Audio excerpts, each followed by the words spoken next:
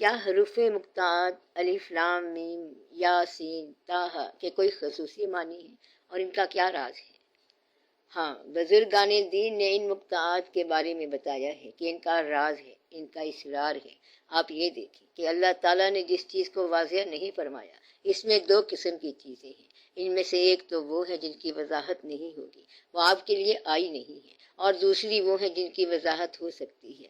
مقطعات جو ہیں ان کی وضاحت نہیں ہے، ان کو ایسے ہی پڑھا جائے کہ یہ راز ہی ہے، ان کو الفاظ میں ہی رکھا جائے، لیکن یہ الفاظ کسی کفر کی چابی آپ کہہ سکتے ہیں۔ بے شمار ایسے واقعات ہیں جہاں ایک اسم کارگر ہوگا یا ایک مقطعات کارگر ہوگا، الف لام میم کارگر ہوگا، ہا میم کارگر ہوگا۔ یہ الگ الگ مقامات ہیں اور ان کے پیچھے بڑے بڑے رموز بھی ہیں۔ کیا بزرگان دین نے ان رموز کو جاننے کی کوشش کی ہے؟ نہیں، انہوں نے جاننے کی کوشش ہی نہیں کی ہے، اور نہ یہ ان سب کو اطلاع ملی ہے۔ کسی کو کوئی آشنائی دی گئی، کسی کو کوئی اور آشنائی دے دی گئی۔ یہ بڑی سمپل سادہ سی بات ہے کہ علم ہے کیا؟ علم کوئی ایسی خلاف فطرت یا کوئی دور کی بات نہیں ہے، یا رموز کی بات نہیں ہے۔ اسی زندگی کا ایک الگ سا منظر ہے، یعنی کہ اسی زندگی کو ایک انداز سے دیکھنا، اللہ تعالیٰ کو مزید تقرب میں دیکھنا۔ یہی زندگی ہے جو خدا سے دور ہے، اور یہی زندگی ہے جو خدا کے حضور ہے۔ اب دور اور حضور کے درمیان جو ہے یہ فقیر ہوتا ہے، اس نے کہیں باہر نہیں جانا، بس یہیں پر اس کا نظارہ بدل جانا ہے۔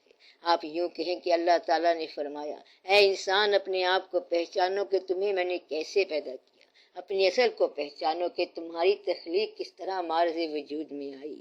اور اب غرور کیا کرتا ہے، کیونکہ تمہاری تخلیق کے اندر تو ندامت کی کچھ بات ہے جو اللہ تعالیٰ نے خود بتائی کہ تمہیں کس چیز سے پیدا کیا گیا۔ پھر سختی سے بتایا گیا کہ تم لوتھڑا تھے، ایک پلاٹ تھے، پھر کچھ اور بنے، کوئی جینیٹیکل سبسٹینس بنے، ہڈیاں اور گوشت بنے، اور یہ باقاعدہ ترتیب سے سب کچھ اللہ نے بیان فرمایا ہے۔ تو اللہ تعالیٰ نے یہ سب کہا کہ تم ایک جیلی لائک سبسٹینس تھے۔ اس لوتھڑے میں پھر شعور پیدا ہو گیا، پھر یہ باتیں کرنے لگ گیا، اور اب یہ میرے ساتھ بحث کرنے لگ گیا ہے۔ تو اسے اللہ نے یہ کہہ کر چپ کرا دیا کہ ما غرق بربکم الکریم۔ ایک بات تو یہ ہے۔ پھر اس کے بعد اللہ نے کہا کہ ہم نے تم کو حسن تقویم پیدا کیا، مسجود ملائک بنا دیا، نور علی نور کر دیا۔ میرا نور جو ہے ظہور کے لیے تم سے دور نہیں تھا، کیونکہ میرے نور کو ظہور کے لیے یہی وجود درکار تھا۔ پھر میں نے اپنی شکل میں تمہیں پیدا کر دیا، پھر اپنے اظہار کا تمہیں ذریعہ بنایا، اور پھر تمہیں بہت کچھ عطا فرمایا، اور پھر تمہارے ہاں ہم نے اپنے محبوب صلی اللہ علیہ وآلہ وسلم بھیجے، اور پھر تمہیں ہم نے کیا کیا نہیں دیا۔ اب انسان کو یہ ایلیویشن بلندی دی گئی ہے۔ اب یہ کس کس کے مقام ہے؟ دونوں کی۔ غور والے کو ما غرق بربک الکریم کہہ کر جھاڑ پلا دی، شٹ اپ کر دیا گیا، اور کہا گیا تو اپنی اوقات کو پہچان کہ تو کیسے پیدا ہوا۔ اور یہ ناپاک انسان کیا کیا چیزیں بیان کرتا رہتا ہے، اور جب انسان مایوس ہونے لگ جائے تو اسے کہا جاتا ہے کہ پاکیزگی تیرے بغیر ہے ہی کوئی نہیں۔ تو نہیں ہے تو کعبہ کدھر سے ہے؟ اگر تو نہیں ہے تو سارا واقعہ کدھر سے ہے؟ زندگی کا سارا واقعہ ہی تیرے ساتھ ہے۔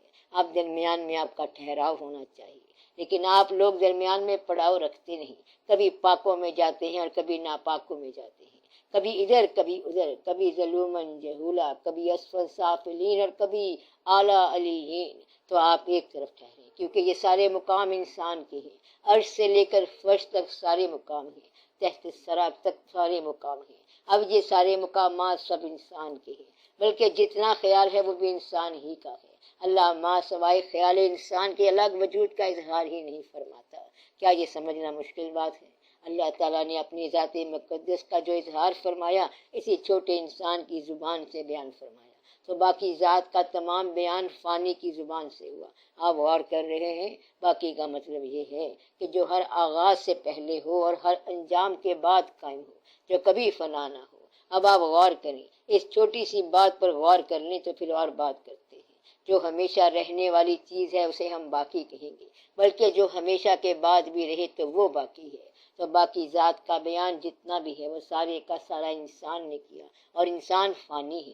اب یہ بات صاحبان عقل کے لیے تشویش کا باعث ہے کہ باقی کا شعور فانی نے کیسے حاصل کر لیا، کیونکہ انسان فانی ہے، اور فانی جو ہے صرف فنا کو سمجھ سکتا ہے، لیکن بقا کو کیسے سمجھ سکتا ہے؟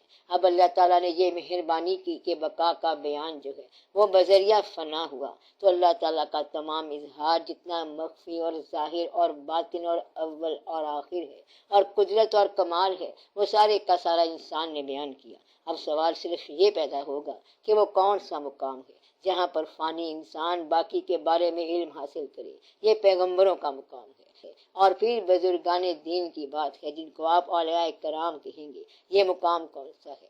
فانی انسان کا وہ مقام جہاں وہ باقی رہنے والی حقیقتیں اور اللہ کے بارے میں علم معلوم کرنا چاہے یا معلوم کرنا شروع کر دے، یا اس پر اس علم کا انکشاف ہو جائے، یا وہ علم منکشف ہونا شروع ہو جائے۔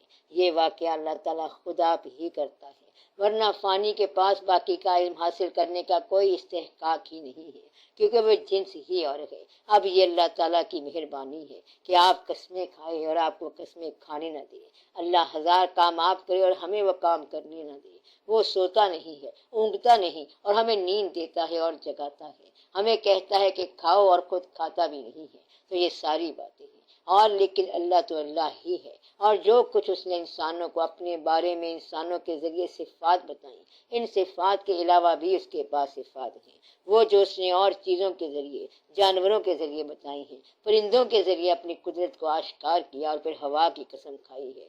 تو ہوا بھی شعور ذات حق ہے، تو ہوا بھی شعور ذات حق ہے۔ ہوا کو آپ جنس نہ سمجھو، ہوا وہی ہے جو ہے۔ اب ہواؤں کے ساتھ بھی وہی اللہ ہے، ہواؤں کے اندر بھی قدرت کمال وہی ہوگی۔ آپ لوگوں نے بڑی مشکل بات شروع کر دی ہے، لیکن اب جواب سنتے جاؤ۔ اب میں ایک مقام کی بات کرتا ہوں، اگر آپ نے بات غلط سمجھی تو گمراہ ہو جائیں گے۔ آپ لوگ اس مقام کو پہچان لو کہ میں کون سے مقام سے بات کر رہا ہوں۔ یہ وہ مقام ہے جہاں پر فانی کو باقی کا علم عطا ہو رہا ہے۔ وہ ایک سنگم ہے، ایک پوائنٹ ہے۔ اگر وہاں تک آپ پہنچ گئے تو آپ جلال خداوندی جلال انسان ہے، اور وہاں پر جلال خداوندی جو ہے وہ جلال ہوا ہے۔ باد صبا بھی اس کی ہے، اور زلزلہ بھی جلال خداوندی ہے، یعنی کہ یہ ساری ایک ہی صفات ہیں۔ وہاں اللہ تعالیٰ ایک زلزلے کی زبان سے بولا، حادثے کی زبان سے، قیامت صغریٰ کی زبان سے، آسمان کا ٹکڑا کہیں گر پڑے تو اس کی زبان سے، زمین کا کوئی ٹکڑا پھٹ پڑے تو اس کی زبان سے۔ تو جلال وہی ہے۔ کوئی انسان قہر خداوندی بن کر نازل ہو جائے تو یہ بھی وہی جلال ہے۔ کوئی انسان اللہ تعالیٰ کی رحمت بن کر آ جائے تو سبحان اللہ، یہ بھی ایک ہی مقام ہے اللہ ہی، لیکن اللہ کی رحمت بندے کے ذریعے سے آئے گی، ہے اللہ ہی، لیکن اس کا جلال انسان کے ذریعے سے آئے گا یا حادثات کے ذریعے سے آئے گا۔ رحمت بھی بارش بن کر آئے گی یا انسان رحمت بن کر آئے گا۔ تو گویا کہ ساری کائنات جو ہے یہ ٹوٹل مینیفیسٹیشن ہے، مکمل اظہار ہے، اور بالکل خوبصورت ہے، مینیفیسٹیشن ہے، خوبصورت اظہار، اور انسان مکمل مینیفیسٹیشن اظہار ہے اور خوبصورت ہے۔ شرط صرف یہ ہے کہ آپ اپنی فنا سے نکل کر بقا کے قریب ہو کے بات سمجھیں۔ فنا کو بات سمجھنے کا حق ہی نہیں ہے، فنا نے بقا سے کیا لینا ہے؟ وہ اللہ ہمیشہ رہنے والا ہے، اور آپ تھوڑی دیر کے رہنے والے ہیں، تو آپ اس سے کیا مانگیں گے؟ آپ یہ کہیں کہ یا اللہ ہماری زندگی کے یہ بقیہ کچھ سال بہتر گزر جائیں۔ آپ خود بہتر کر لیں تو اس سے اس کو کیا فرق پڑے گا، اور نہ بہتر ہوں گے تب کیا فرق پڑے گا؟ بہتر کرنے کا آسان نسخہ یہ ہے کہ اپنے سے چھوٹے ماحول کو دیکھو تو آپ بہتر ہو جاؤ گے، اور اپنے سے اونچے ماحول کو دیکھو گے تو بہتر نہیں رہو گے۔ کیا آپ سے زیادہ کوئی غریب نہیں ہے؟ کیا آپ سے زیادہ کوئی صاحب عقل غریب نہیں ہے؟ اول تو آپ سے زیادہ صاحب عقل اور کوئی ہوگا نہیں، کیونکہ آپ کسی کو مانتے نہیں ہیں۔ کیا آپ سے زیادہ عقل مند کوئی ہو سکتا ہے؟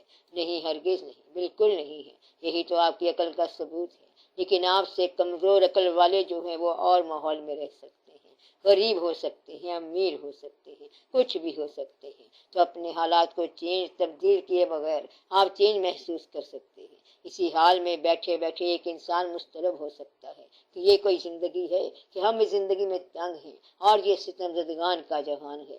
آپ بڑے جلد باز ہیں، اور کہتے ہیں کہ ہماری اتنی سی چھوٹی سی مختصر زندگی ہے اور کتنی پابندیاں ہیں، کتنی مصروفیات ہیں، کیا کیا اپوائنٹمنٹس ہیں، ادھر جا سکتے ہیں اور ادھر جا نہیں سکتے۔ اور اگر آپ غور کریں تو کائنات اتنی وسیع ہے کہ چھوٹے سے انسان کے لیے اس نے سورج چاند ستاروں کی کائنات بنائی ہے اور لاجواب کام کیا ہے۔ کہیں کوئی اور انسان نہیں ہے، کہیں کوئی زندگی نہیں ہے۔ آپ کی رونق کے لیے سورج کے، چاند کے اور ستاروں کے سارے میلے ہیں۔ اگر آپ سمجھو تو یہ کائنات آپ کا حسن ہے اور آپ کو پالنے والی ہے، اور سمجھو تو یہ کائنات ساری کی ساری آپ کے لیے تباہی ہے۔ یہ ظالم کائنات ہے اور آپ کو کھانے والی ہے۔ تو یہ ویسی ہے جیسے آپ چاہو۔ تو اللہ تعالیٰ کے جو یہ سارے مقطعات ہیں یہاں سے اٹھا کر وہاں رکھے ہوئے ہیں، یعنی کہاں پر؟ آسمان پر، آپ کی زندگی میں، پہاڑوں کے اندر، سفر کے دوران، اللہ کے ساتھ تعلق کے درمیان، اور فانی اور باقی کے سنگم پر، ہر جگہ یہ سارے مقطعات پڑے ہوئے ہیں۔ آپ بات سمجھے کہ مقطعات کہاں پر ہوتے ہیں؟ جہاں آپ اپنی فنا سے نکل کے کچھ بقا کے شعور میں آ جاؤ۔ آپ کو بقا کا ایک آسان شعور بتاؤں کہ کیا ہے۔ ایسا کوئی شخص جو اپنے دور کے بعد، چاہے وہ مزار کی شکل میں ہو، آپ کے دور میں بھی اتنا ہی معزز چلا آ رہا ہو، تو سمجھو وہ بقا میں داخل ہے۔ کیونکہ لوگ اپنے دور میں کسی کا معزز ہونا برداشت نہیں کر سکتے، اپنے علاوہ کسی کی عزت کو برداشت نہیں کر سکتے، اور ان کی اپنی عزت کوئی ہوتی نہیں۔ تو کوئی ایسے لوگ جو پرانے زمانے سے معزز چلے آ رہے ہوں اور ہمارے زمانے میں نازل ہو جائیں تو وہ بقا میں داخل ہو گئی۔ ان کے بارے میں آپ کوئی تجسس نہیں کر سکتے کیونکہ وہ بقا والے ہیں۔ آپ تاریخ کے پرانے واقعات سے کسی کو نکال نہیں سکتے کیونکہ ان حالات کا واقعہ مکمل ہو گیا۔ تو یہ بھی بقا ہے۔ ان لوگوں سے حال کے اندر تعلق بنا کر ماضی سے ان کا شعور حاصل کر لینا، یہ بقا میں داخل ہونا ہے۔ کیا یہ مشکل بات ہے؟ وہ لوگ تو چلے گئے اور ان کا چرچا مزار اور آستانہ باقی ہے۔ اب آستانہ سے مراد قبر ہے، تو قبر بھی تو سارا پتھر ہے، لیکن اب اس مزار سے آج کے زمانے میں ایسی لو لگا کر، لگن لگا کر آپ ان کے زمانے کا شعور ان کی شخصیت کے مطابق حاصل کر لو تو آپ فنا سے نکل کر بقا کی سرحد میں جائیں گے۔ یہ بات ممکن ہے، اور آپ اس کی اپنے ذہن میں گنجائش رکھ لو۔ کیا ہے؟ یہ بات ممکن ہے۔ وہ لوگ اپنے زمانے سے آ کر آپ کو گائیڈ کر دیں، جو یہ ان کے لیے بالکل ہی ممکن ہے۔ یہ آپ کے لیے بھی ممکن ہے کہ آپ اپنے زمانے سے نکل کر ان کے زمانے میں داخل ہو جائیں۔ یہ آپ کے لیے بڑی غور طلب بات ہے، اور ان کا احسان ان کا احسان ہے، اور یہ الگ کہانی ہے۔ تو بات یہ ہے کہ ہر دور میں فنا اگر محنت کرے تو بقا میں داخل ہو سکتی ہے، اور فنا اور بقا کے درمیان کے علاقے میں سیر کا موقع مل جائے تو وہاں مقطعات ہی مقطعات ہیں، اور بھی بہت سارے مقطعات ہیں۔ کچھ لوگوں نے اور لفظ بتا دیا کہ یہ اسم پڑھا کرو، اور بظاہر اس کا معنی کچھ نہیں ہے، وہ بھی مقطعات ہیں۔ تو یہ ایسے الفاظ ہیں، اس لیے اللہ تعالیٰ نے جو یہ بتایا کہ یہ الفاظ ہیں، مقطعات ہیں، اور ان کے اندر راز ہیں، رموز ہیں، ان کے معنی کچھ اور بھی ہیں۔ باقی اسماء کے اندر اعداد کا ایک اور راز ہے، ان کو آپ اعداد میں لے آؤ اور نمبر نکالو تو یہ پورے کے پورے فقرے بن جاتے ہیں، پوری آیتیں بن جاتی ہیں، اور بعض اوقات آپ کے سوالوں کے جواب بن جاتے ہیں، بعض اوقات آپ کے سوال بن جاتے ہیں۔ یہ پوری کی پوری فارم جو ہے، یہ تعداد کی شکل میں، علم الاعداد کی کل میں، یہ آپ کے لیے بات بن سکتی ہے، لیکن اس کام میں بالکل نہیں پڑنا چاہیے۔ کیا کرنا چاہیے؟ آپ کو بس یہ پتا ہو کہ یہ مقطعات ہیں، حامیم حامیم ہے، یاسین یاسین ہے۔ یاسین تو حضور پاک صلی اللہ علیہ وآلہ وسلم کا نام ہے، لیکن یاسین یاسین ہے۔ جب تک آپ پر آشکار نہ ہو، آپ یاسین کو یاسین ہی کہو، حامیم کو حامیم ہی کہو، اور والضحیٰ کو والضحیٰ ہی کہو۔ یہ بتانے والے نے بتایا کہ والضحیٰ کیا ہے۔ والضحیٰ روح ہے، اور پھر واللیل زلف کیا ہے، ما زاغ کا کجلا کیا ہے، سرما کیا ہے، ما زاغ البصر خوانم دو چشم نرگسیں شرا، کہ ما زاغ البصر خوانم دو زلف عنبریں شرا۔ واللیل اذا یغشا کیا ہے، یہ زلف ہے، اور اس کے اندر پورا ایک مقام ہے۔ وہ لوگ بتانے والے ہیں کہ اس کے اندر ایک راز ہے کہ الف کے ساتھ جب لام ملایا اور پھر جب اس میں میم ملایا تو پھر ساری کہانی ختم ہو گئی۔ الف لام اللہ اور میم کے ساتھ محمد صلی اللہ علیہ وآلہ وسلم، تو پھر کلمہ پورا ہو گیا۔ اب بتانے والے یہ بھی بتا سکتے ہیں کہ الف لام میم ہے کیا، اور پھر یہ میم کی مروڑی کیا ہوئی۔ یہ راز تو ہے سارا میم کا، لیکن الف لام کے بغیر حل نہیں ہوگا۔ گویا کہنے کا مقصد یہ ہے کہ یہ ایک مقام ہے، اور اقبال رحمت اللہ نے اس کا راز بتا دیا کہ یہ الف لام میم کا سورہ ہے، کہ انسان کی زندگی میں غم کی کائنات ہے، اور علم کا اردو معنی غم ہی ہے، یہ وہی لفظ ہے، حالانکہ وہ الف لام میم ہے۔ تو الف لام میم کے ہزارہا معنی قافیے کے طور پر بھی اور واقع کے طور پر بھی ہے، لہذا مقطعات کی بحث میں کبھی نہ پڑنا۔ تو مقطعات ہیں، یہ راز وہ راز ہی ہے، یہ راز کہاں پر ہے؟ جب آپ فنا سے نکل کر بقا کی دنیا میں داخل ہو جاؤ تو پھر آپ کو یہ راز مل جائے گا۔ اس مقام پر بے شمار ایسے واقعات ہو جاتے ہیں کہ اس کی بات جو ہے وہ اس کی بات ہو جاتی ہے۔ مولانا روم رحمت اللہ نے کہا، گفتہ ہائے او گفتہ اللہ بود، گرچہ آج حلقوم عبداللہ بود، تو اس کی بات اللہ کی بات ہے، تو اس کی بات کیوں اللہ کی بات ہے؟ اللہ کی کوئی بات بھی اللہ کی زبان سے نہیں ہوئی ہے، یہیں آپ گھبرا جاتے ہیں۔ گویا یہاں پر سوچنے والے لوگ سوچتے ہیں کہ اس کی بات جو ہے وہ اللہ کی بات کیسے ہو سکتی ہے، یعنی بندے کی بات اللہ کی بات کیسے ہو سکتی ہے۔ پھر ایک درویش نے کہا کہ دیکھو بات سنو، اللہ کی اپنی بات اللہ کی زبان سے کبھی بھی نہیں ہوئی، اللہ کی ساری باتیں انسان کے ذریعے سے ہوئی ہیں، لہذا انسانوں ہی کے ذریعے سے اللہ نے بات کرنی ہے۔ اگر اسے کوئی انسان کام کا نہ ملے تو درخت کے ذریعے سے بات کر لیتا ہے۔ مطلب یہ ہے کہ اللہ اپنی زبان سے بات نہیں کرتا ہے، یہی اس کی خوبی ہے۔ اور کبھی پرندے کی زبان سے بات کر لی، ہدہد کی زبان سے بات کر لی، اور کبھی ہواؤں کی زبان سے بات کر لی۔ کبھی آپ نے دیکھا ہوگا کہ صرف خوشگوار ہوا چل جائے تو کہتے ہیں کہ الحمدللہ، اللہ تیرا شکر ہے، حالانکہ صرف ہوا ہی چلی ہے۔ تو حضرت موسیٰ علیہ السلام کس کی آواز سنتے تھے؟ حضرت موسیٰ علیہ السلام اللہ تعالیٰ کی آواز سنتے تھے، رب تعالیٰ کی آواز سنتے تھے۔ وضاحت اس کی یہ ہے کہ رب جو بولا تو درخت سے بولا۔ کمال کی بات تو یہ ہے، مقصد یہ ہے ان دا پریزنس آف اے مین، تو انسان کی موجودگی میں وہ اللہ ہے جو درخت سے بول جاتا ہے۔ تو ثابت یہ ہوا، پروونگ دیر بائی، کہ اگر درخت سے بول سکتا ہے تو انسان سے کیوں نہیں بولے گا۔